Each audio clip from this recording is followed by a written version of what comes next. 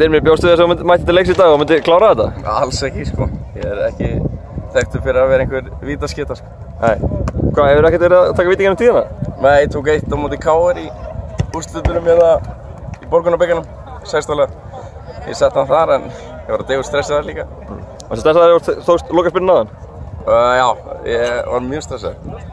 Tókstu alltaf í sama horni eða varstu að vinna með eitthvað þetta í gísu? Ég var mikið að vinna með niðri vinstri. Já. En færið mig síðan aðeins. Það var Gulli kom að það og meiri pressa. Já. Þú veist eitt út á sokkunum svo ég? Já, ég var að pröfa nýja hluti. Kappaskotnir hérna voru ekki að gera sitt.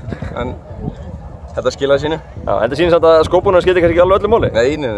Þetta í hausnum á þér. Og hvað er búin að ákveða hvað þetta að fara? Þú fær náttúrulega geðabrið til Evrópu. Er eitthvað áfangastæðir komið í huga? Við vorum að ræða Brussel hérna í byrjun keppna.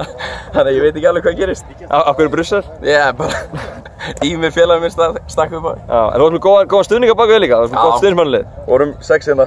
Já. Frekar góður að því. Já.